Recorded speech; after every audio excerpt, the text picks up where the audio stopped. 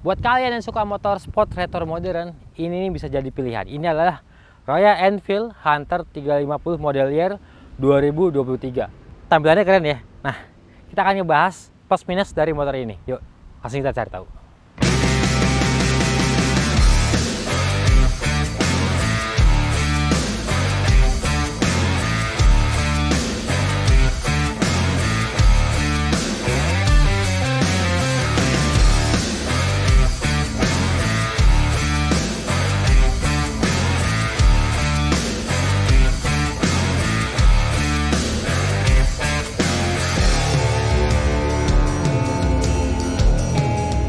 Sisi positif yang pertama dari motor ini, dia punya desain yang bisa dibilang lebih diterima sama banyak orang. Karena kalau dilihat di segmennya dari model Royal Enfield yang lain, dia ada klasik 350 yang modelnya tuh vintage banget, gaya itu jadul banget kayak ala-ala motor perang. Lalu ada Royal Enfield Meteor 350 juga. Itu bisa dibilang kayak motor cruiser lah. Ya gayanya tuh agak bapak-bapak banget lah. Jadi kalau orang yang berjiwa muda tuh rasanya nggak akan masuk ke dua model tadi. Nah, di Hunter 350 ini saat tampilan retro modern yang masuk ke semua kalangan. Bapak-bapak, anak muda juga masuk. Buat yang suka gaya-gayanya manly gitu ya, pakai jaket kulit, pakai helm bulat itu, kaca bogo, cocok banget ya pakai motor ini. Desainnya memang terlihat sederhana, tapi dengan sentuhan modern. Misalkan dari lampu depannya pakai model bulat dan ini masih bohlam semuanya. Lalu speedometer juga bulat juga di atasnya. Suspensi depan teleskopik dengan dilengkapi karet pelindung batang shockbreaker ini biar awet lah dan nggak kena debu. Kemudian sisi modernnya ditonjolkan dari penggunaan velg palang. Lalu ada rem cakram ABS juga. Lalu di bagian tengah ya ini seperti motor retro modern lainnya. Dia tangkinya pastinya membulat seperti ini, gaya-gaya teardrop, dan ini kalau dilihat dari kamera mungkin kelihatan tipis, tapi kalau dari atas ini dia terlihat lebih lebar karena kapasitasnya sampai 13 liter.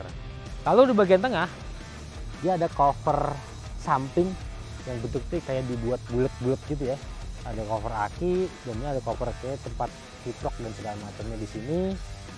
Terus joknya ini agak naik dan dibuat ala-ala sofa nih untuk yang di bagian pengendaranya, garis-garis gini. Lalu di belakangnya cenderung rata dan ini kulitnya tuh bagus banget teksturnya, dan di belakang sini ada jahitan Royal Enfield. Di bagian belakangnya dia bisa dibilang minim body ya. Di sini nggak ada panel body, dia langsung nyambung ke spakbor belakang yang posisinya tuh dari deket pangkal shockbreaker belakangnya. Nyambung ke sama sini dan ada dudukan plat nomor dan ada tambahan mata kuncinya sampai ke bawah. Nah, di sini ada behel, dia behelnya model tanduk. Jadi nggak yang behel model biasanya kan motor-motor kayak gini kan pipa bulat gitu terus kayak chrome ya. Ini behel babet model tanduk, jadi sedikit memberikan kesan sporty ke motor ini. Kalau saya sih suka ya sama tampilannya, ini asik banget sih dilihatnya. Dan hal positif lainnya dari motor ini adalah dimensinya. Dia tidak terlalu besar dan yes, kalian masih bisa lihat kaki saya napaknya enak banget. Ini karena tinggi joknya itu cuma 790 mm. Buat saya yang tinggi 172 cm ini masih, ini proper banget lah. Kanan kiri masih bisa napak. Jadi kalau di macet-macetan, mau slap step ataupun putar balik atau berhenti di kemacetan gitu masih nyaman. Terus dia panjangnya 2055 mm, lalu lebarnya 800 mm dan tingginya 1055 mm aja. Dan dia punya sumbu roda 1400 mm dan ground clearance-nya 170 mm. Makanya motor itu berasanya tuh nggak kayak motor yang bermesin 350 cc. Buat slap step macetan masih enak banget. Saya pakai harian di jam-jam pulang kantor, jam-jam nganter anak berangkat sekolah, emang enak banget. Dimensinya nggak berasa gedean banget buat ukuran motor 350 cc. Cuman dia punya bobot basah yang lumayan banget nih. Kalau tankinya lagi full tank, dia total bobotnya tuh 191 kg. Jadi ketika mau distandarin 2, mau didorong-dorong di area parkir, rasanya tuh memang berasa berat. Ya, jadi wajar lah ya 191 kg gitu.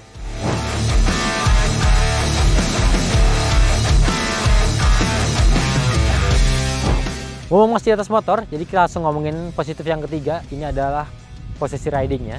Ini salah satu motor yang menurut saya memang pas banget buat harian. Apalagi karakter busanya, dia juga pas ya, nggak terlalu empuk tapi juga nggak terlalu keras banget, dan dia lebar jadi bisa menampung bokong dengan nyaman, nggak ada yang overset banget lah, masih bisa nyaman didudukin. Cuman memang kalau kalian duduknya agak terlalu maju sampai ke bagian celah antara ujung jok dengan tangki ini lama-lama bagian selangkangan itu berasa itu kayak mati rasa kesemutan gitu lah. Lalu pijakan kaki ini rileks banget sih. Posisi kaki yang ke depan dibandingkan posisi duduk ini memberikan rasa nyaman di kaki, nggak yang terlalu naik banget kayak halnya naik motorsport full fairing. Lalu setangnya menurut saya ini lebar, tapi memang agak kurang tinggi sedikit dan agak kurang mendekat ke arah pengendara. Karena tuh rasa jarak dari stang ke posisi duduk ini kayaknya tuh jauh banget itu. Makanya ketika dinaikin, posisi badan tuh nggak yang relax banget begini, tapi harus agak sedikit membungkuk. Tapi secara keseluruhan posisi ridingnya ini masih oke buat saya. Ini nyaman banget, cuman ya minusnya itu aja, jarak stang sama posisi duduk terlalu jauh dan kurang tinggi sedikit di bagian stangnya.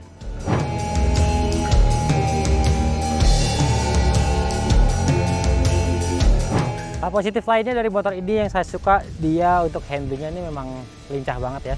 Walaupun bobotnya 191 kg untuk bobot basahnya, tapi ketika sudah dikendarai, motor ini tuh nggak ada berasa yang beratnya sampai mengganggu pengendalian dan manuver dari motor ini. Buat slapstick kemacetan masih oke, dan yang cukup mengejutkan adalah dia punya sudut belok setang yang terhitung lebar banget nih. Jadi buat putar balik ini enak banget buat langsung motong gitu, nggak yang sampai radius putarnya ngelebar banget.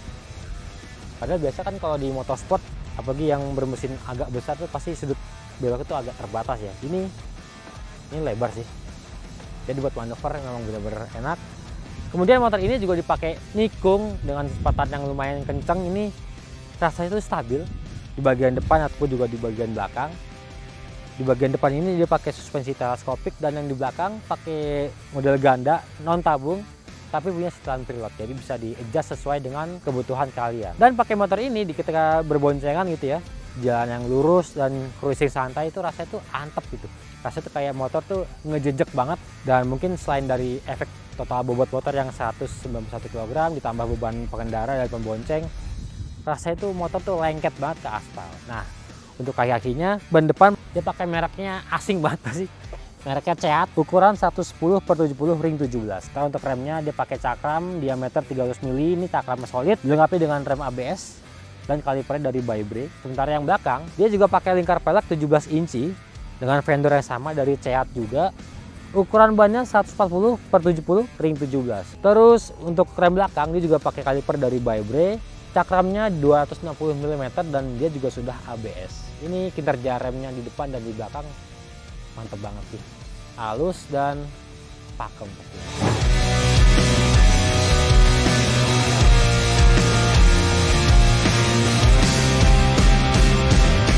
Hal berikutnya yang saya suka dari motor ini, dia punya mesin yang ini torsinya tuh karakternya kuat banget ya, dari bawah sampai atas biasa banget. Walaupun memang untuk top speednya nggak terlalu kenceng.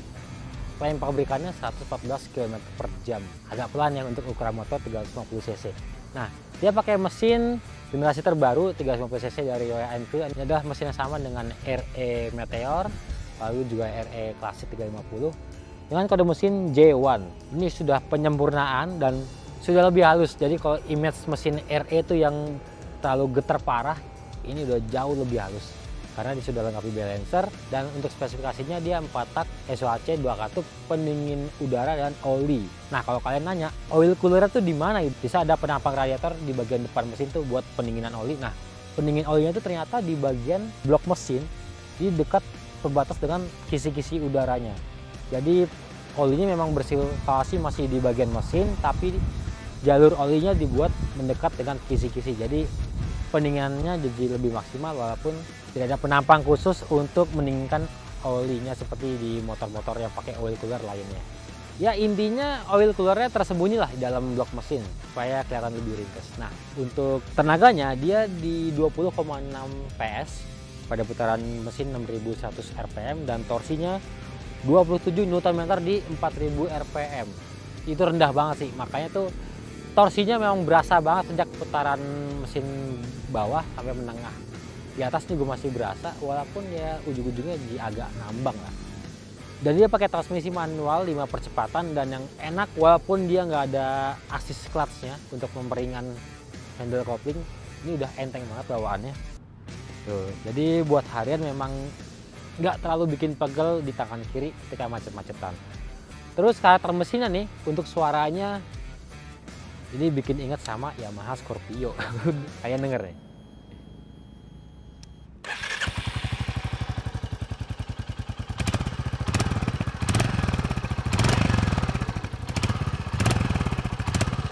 Suara depan dari knalpot itu khas banget, mirip kayak Scorpio ya knalpotnya ya.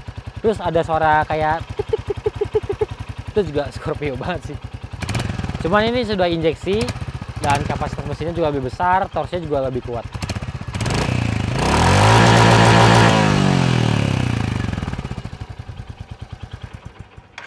Nah, kalau untuk karakter mesinnya, untuk performanya, dia untuk gigi 1 dan 2 itu memang berasa pendek banget sih.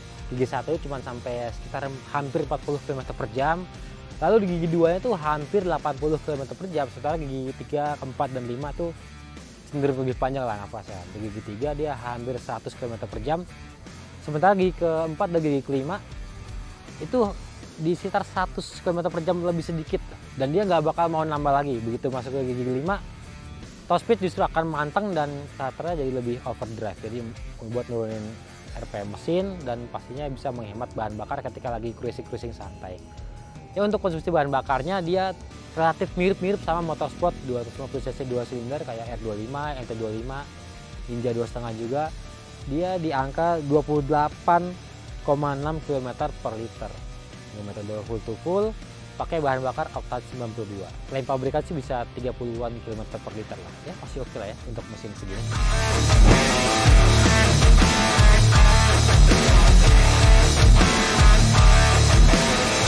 Kemudian hal positif berikutnya adalah dia punya fitur yang cenderung fungsional. Jadi memang nggak begitu banyak, tapi semuanya berfungsi dan juga berguna. Misalkan lampu-lampu nih, yang LED hanya lampu belakang aja. Nah, lampu sen dan juga lampu depan masih pakai bolam halogen. Lalu kunci kontak nih masih model ini biasa tanpa ada pengaman apapun, jadi ini baiknya sih ditambahkan kunci tambahan ya biar lebih safety. Kemudian panel meter ini pakai paduan digital dan analog, sementara di mana bagian analog itu adalah sebagai penunjuk speedometer.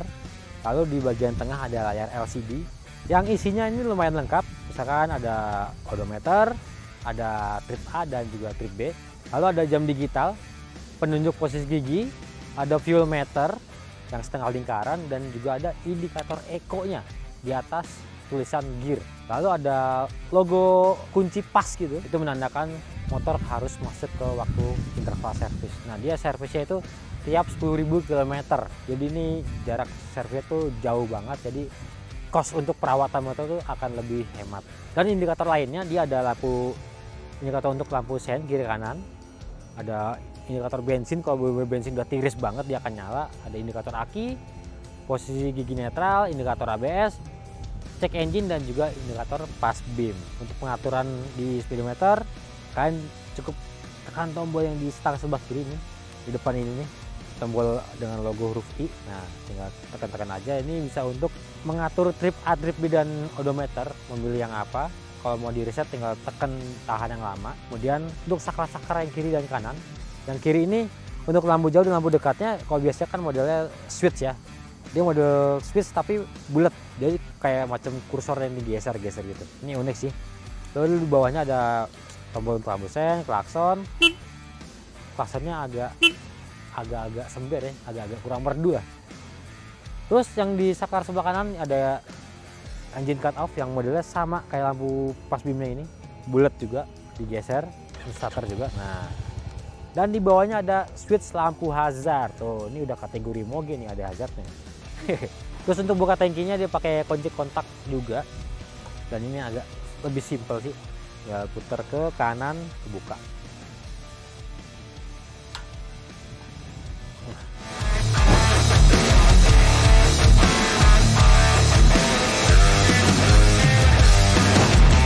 Yang berikutnya adalah untuk sisi harganya. Walaupun dia model terbaru, tapi dia harganya yang paling termurah untuk saat ini untuk dari brand Royal Enfield di Indonesia. Dia harganya mulai dari 106,4 juta untuk varian Dapper itu seperti ini yang saya pakai saat ini. Lalu 108,2 juta on road Jakarta untuk varian Rebel. Nah, sementara untuk varian Rebel itu pakai skema warna dual tone. Jadi ada yang putih biru, ada yang merah hitam. Bedanya hanya di tampilannya aja sih, di warnanya. Sementara untuk fitur-fitur kelengkapan lainnya masih sama di antara dua varian tersebut. Sebenarnya ada satu varian lagi di pasar global, itu varian terendah. Saya lupa nama variannya apa. Itu untungnya nggak dimasukin ke sini karena masih pakai rem belakang tromol dan peleknya pakai jari-jari. Dan kalau dijual harga 100 juta tuh kayaknya bakalan kemahalan ya.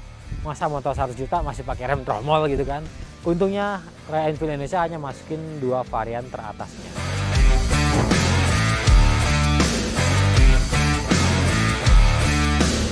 Kalau tadi kita udah ngebahas sisi positif atau sisi plus dari Royal Enfield Hunter 350, sekarang saatnya untuk ngebahas yang sisi minusnya lah atau negatif atau kekurangan-kekurangan dari motor ini. Sebenarnya kekurangannya sih minor ya. Kita akan mulai yang pertama adalah suspensinya keras. Ya walaupun dipakai buat nicking cepat, dipakai cruising berboncengan tuh saya tuh motornya antep banget. Ternyata itu adalah efek positif dari suspensinya yang keras. Yang akan berbalik menjadi negatif ketika melewati jalan-jalan rusak.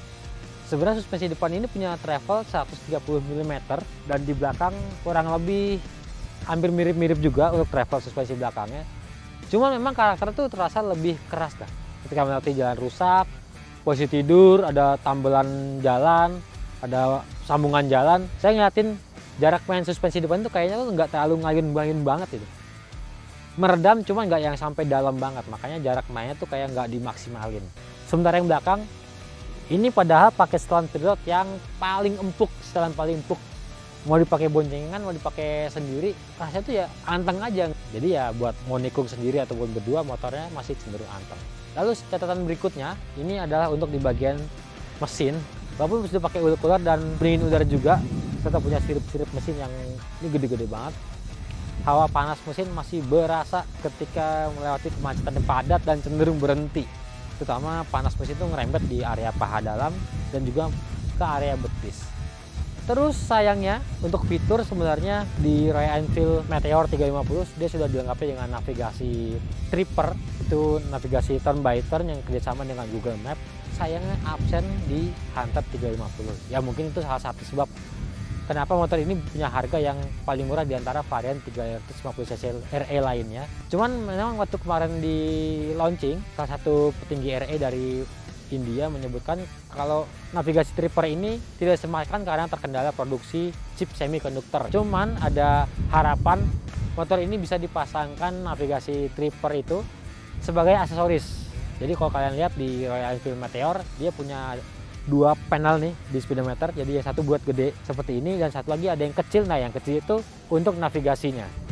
Ya semoga aja harganya besok nggak akan lebih mahal ya. Jadi yang beli Hunter 350 ini bisa pasang navigasi Tripper sebagai aksesoris. Yang terakhir, ini menurut saya sih agak ganggu ya kalau buat saya pribadi. Ini adalah tuas remnya. Bentuknya tuh cenderung kurus lah, nggak terlalu gemuk. Kalau kalian lihat di motor-motor dari brand Jepang, itu kan handle rem dan juga handle kopling itu kan punya bentuk yang seperti huruf D. Kalau lihat dari samping sini ya. Nah, sementara ini cenderung seperti huruf I. Jangan lakukan yang terlalu tipis. Jadi ketika pakai sarung tangan yang tipis yang buat harian itu yang bahannya kain akan berasa sakit atau agak berasa keras lah di bagian jari-jarinya ketika lagi ngerem ataupun lagi narik tuas kopling. Itu aja sih.